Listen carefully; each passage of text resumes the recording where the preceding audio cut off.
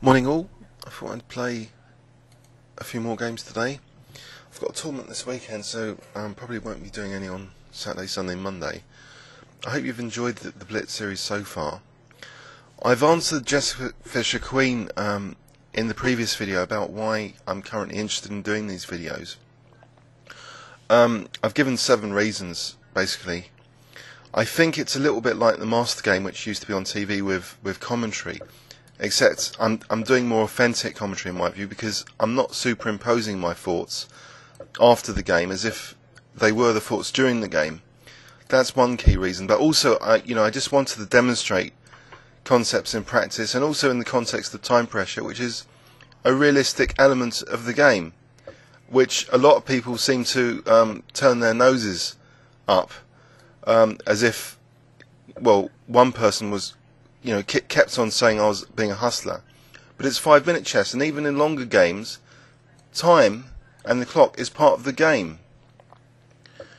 So taking a very purist view of the game is just not practical. Chess is about winning after all. It's not a theoretical exercise. And there are games won every single day which have lots of blunders in them. People get away with blunders because they put in over the board chess their opponents under pressure, both psychologically and just set very hard problems. So anyway, I think Bishop h6 is very dangerous, but I think I'm getting hacked here. But I'm going to try and defend with Rook h8.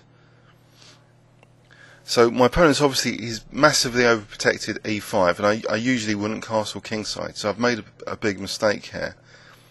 And I wonder if I can just survive this onslaught. I'm not really sure. It's possible. But maybe king g8 and marching the king to b8 sounds like a good idea here, if my opponent lets me. I'm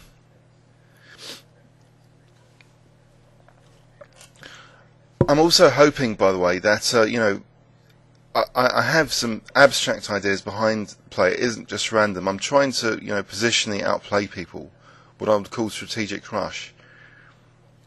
That's not evident in some games. So other games are more dominated, by concrete resources. And it looks as though I'm analysing lots of stuff. But so obviously it depends on the position. But when analysing, I am trying to look more abstractly at the position to see, the resulting positions. Are they any good?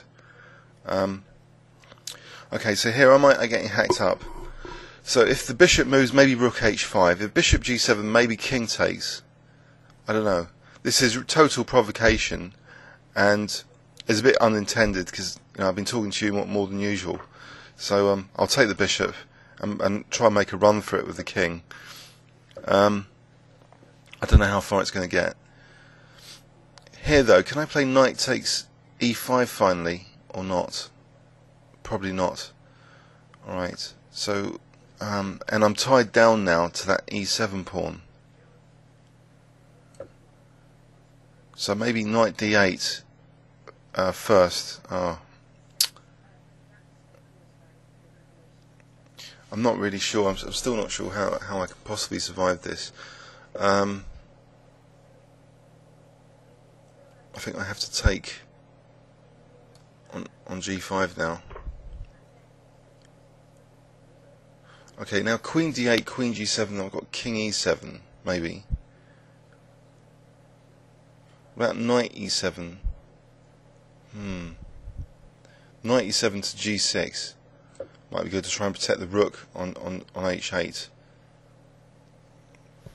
So queen g7, knight g6. It's good my bishop's protected by the queen at the moment. So queen g7, knight g6.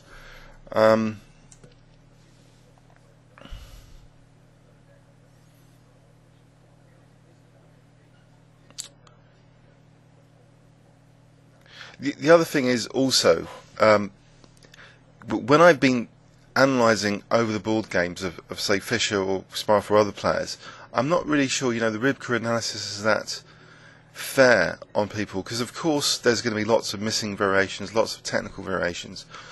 I know it helps achieve a greater truth of what happened and what the flaws were. But as human players, we can't obviously we can't see millions of positions a second. So a lot of the time, we'll never be able to reach that sort of tactical sophistication. So I felt a kind of unfairness. It's a bit like Sparrow with his great predecessor books. Anyway, so here, knight f5, I can stop queen g7. It will be it'll take quite a while. No, it won't. It's rook f4, rook f5. So knight g6 might be important to try and discourage rook f4 here. Okay. Okay, so now, is queen d5 an idea? Queen d5 though, right, maybe the knight goes back actually, because he's blocked f4 for the rook. So I just want to try and blockade the f5 square. If I can play knight f5, then he would have to, I don't know, exchange off knights or something. Try and get the knight off with h7 and knight h6. So at the moment, miraculously, I'm not getting completely hacked up yet. Maybe, I don't know, it's worth considering knight d f8, and if knight f6, king d8, then if queen g7, knight g6. Okay, so knight, I don't know, knight g6 here or rook g8. Rook g8, there's h7. Or, no, rook g8 takes, knight takes h7. So knight g6, there might be f5, e takes, and then e6.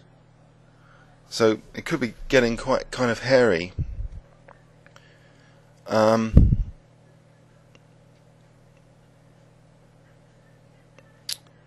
So knight g6, f5, e takes e6 is really dangerous. Or is it?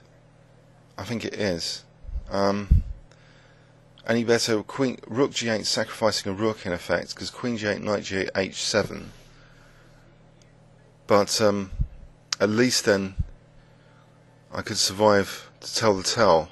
I'm not sure this knight g6, f5 does survive to tell the tale.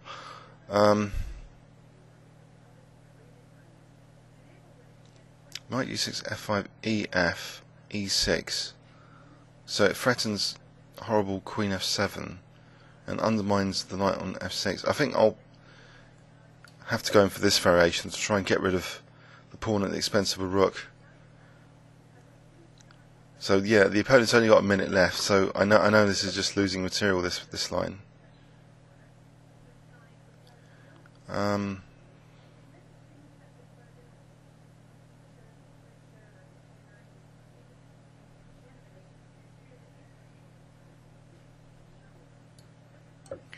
Okay. Great, I'm a whole rook down or something.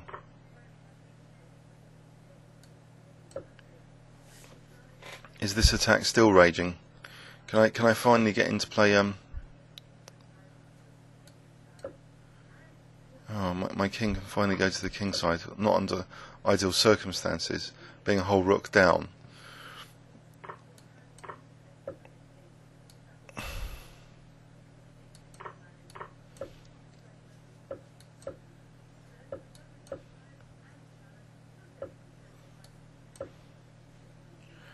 Play for c4, I think. b4 or something.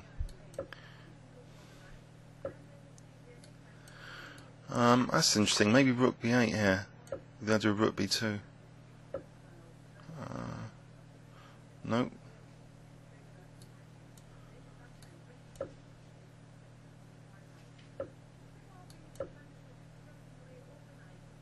Oh, knight g5 there. Oh, that was a bit unfortunate. So anyway, next game I'm not going to talk to you as much anymore, but hopefully not castle my king where it's going to be slaughtered because of White's overprotection strategy. So let's have a look at this totally awful game now. Basically, already, this is dangerous with the black king here and White massively overprotecting e5. Fischer had a number of wins with this kind of similar overprotection against the Sicilian in his early career. So black's counterplay is kind of minimal, and by playing h6 I offer a clear and direct fixed target.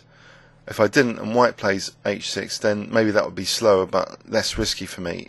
My dark squares would be weakened, perhaps he'd exchange off dark squared weak bishops, and I'd potentially lose in other horrible ways.